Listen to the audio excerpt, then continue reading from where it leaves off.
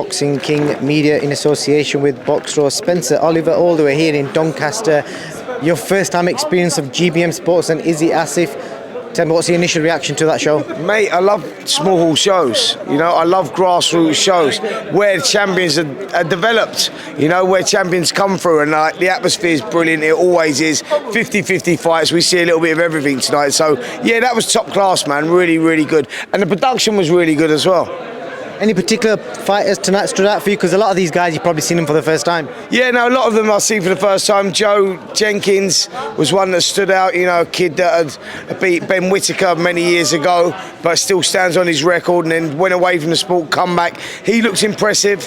There was a few kids on there tonight, actually, that were very good, yeah. I liked a lot of what I saw. Good, man.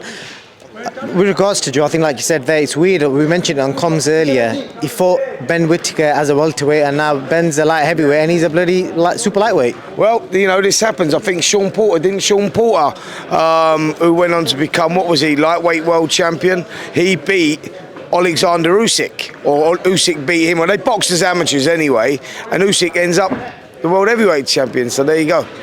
Definitely. And a word for Izzy. Again, first time it can't be easy as a promoter starting off trying to put on big shows, trying to make a statement, which, as you can see looking around, he's trying to make a statement, isn't he? Absolutely. Listen, and these promoters don't earn money on these shows. They lose money on these shows, but they look at the big picture. You know, they recognise that. Listen, if they keep plugging away, he put on a good event there. Like I say, like, you know, as a spectacle, you looked at it and you go, wow, nice venue, well done. Hasn't cut any corner on any costs. The fight's delivered. You know, some good girls fights on there as well. Stevie Levy, she boxed well tonight. First time she'd boxed at Southpaw. I thought she performed really well.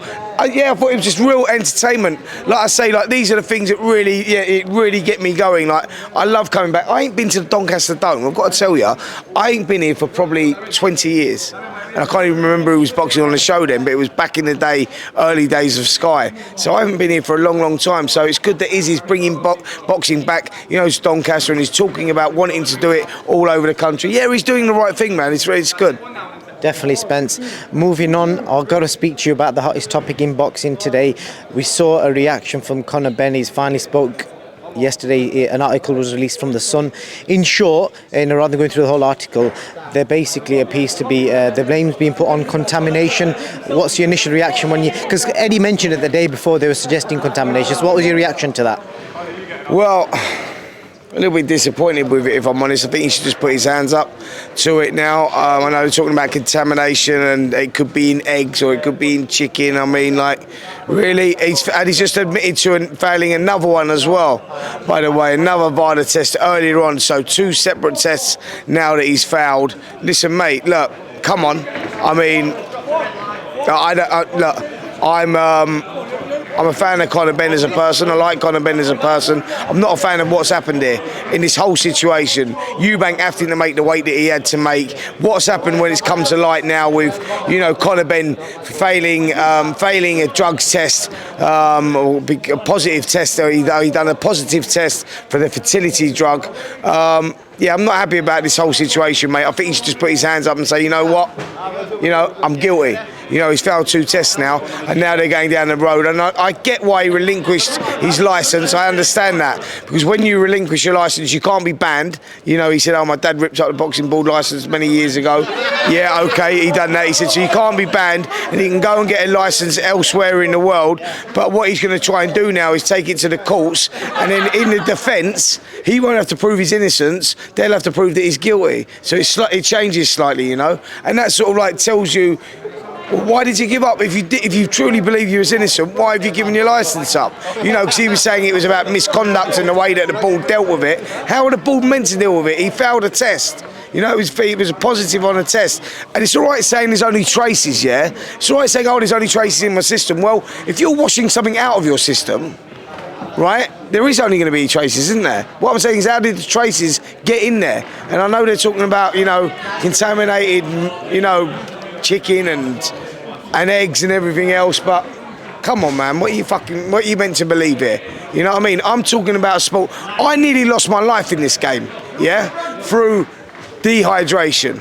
You know, through making weight, that nearly cost me my life. My last fight, if people don't know, that I had a bleed on the brain and had an accident. Because what happens when you are dehydrated, right? Your brain loses the cushioning, and the thousands of blood vessels in and around the brain lose that elasticity, and they become like bits of straw. And when you get punched, your brain knocks against the skull, and those blood vessels snap, and that's how blood clots are caused. Chris Eubank was being made to make 157, which was unrealistic, was dangerous. The boxing board were monitoring it, but I looked at him when I saw him in that picture that he posted where he was 159. I went, that guy looks terrible. We're in a danger zone there. And then what's happened on the flip side, when Conor's failed this test, and the way that it never come to light until the 11th hour. What was all that about? You know, who knew about it? Like, because this test, you know, he failed the test at the end of August. We only heard about it on July the 23rd, and then it took until, you know, middle of October before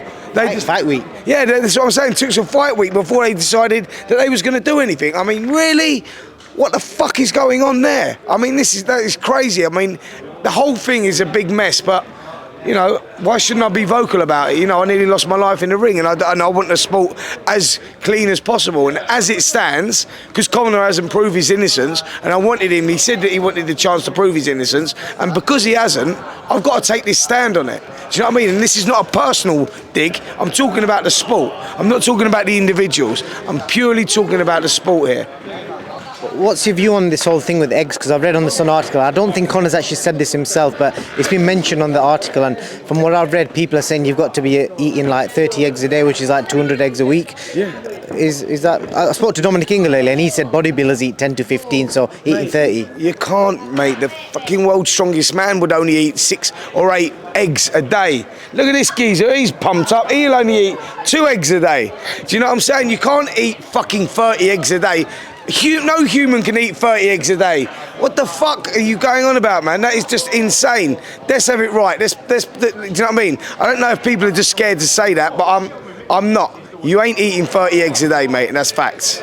And I've got to ask your pal Simon Jordan, obviously you guys are doing a show together, it's doing huge numbers, and even today I've seen fans come up to you in Doncaster talking about it, so it's good to see that your work's getting recognised. But there's a big thing going on at the minute with Eddie Hearn, Simon Jordan. I think Eddie's offered him a fight today. Yes. He's obviously joking about it, but where do you stand with how Eddie's dealt with it? And now there's obviously been a bit of a shift with Eddie yesterday where he's suggesting it's down to Conor to obviously prove he's innocent. Look, so what it is all about is Simon saying give us the answers, and Eddie's been doing a couple of interviews, and Simon felt the interviews haven't been strong enough, the questions that have been asked to him haven't been strong enough, and he's got a point there, Simon. So, you know, and Eddie's saying one thing, Simon's saying another thing, but Simon's just saying, listen, give me the answers, mate. Stop skimming around it and saying, oh, you know, we can't speak too much on this, and, you know, it's all in the hands of the lawyers, etc, etc, etc.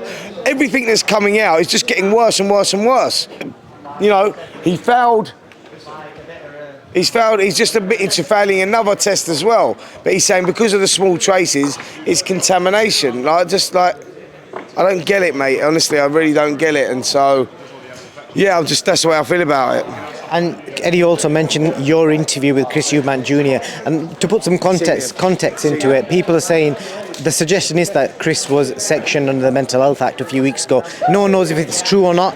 But your reaction to what Eddie said, and you know. Well, listen, let me tell you exactly what happened there. So I was asked to go to Coventry.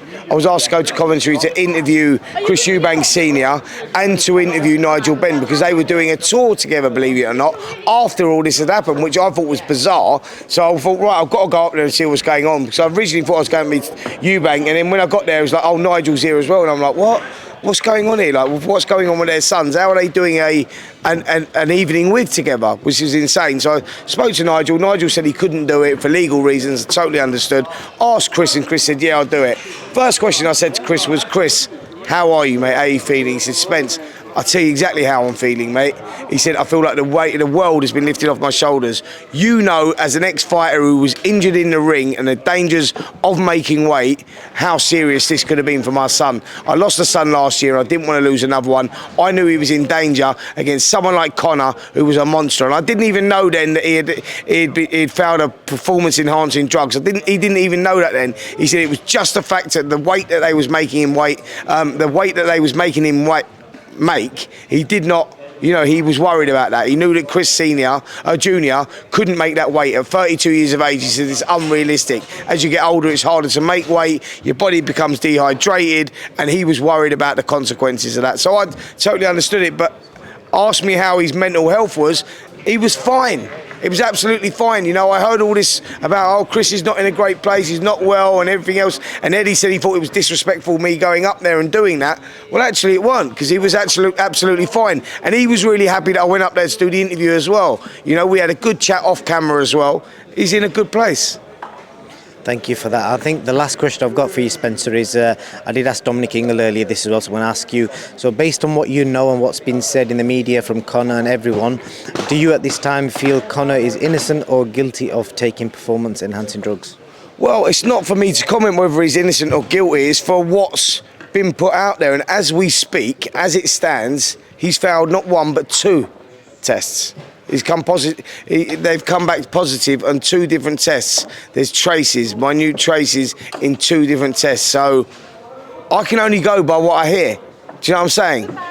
Tell me if I'm wrong, mate. But you can only go by what you hear. So you can't say, oh well, I think he's innocent, because how can you think he's innocent when he's failed 2 tests? No one can do that. No one can think he's innocent. He said it's down to him to prove his innocence, but how are you going to do that? Because they're going down that route now of contamination, and I suppose that's the way that maybe that he, you know, gets himself out of this mess. But, you know, as it stands, the facts are the facts, and he's failed 2 tests.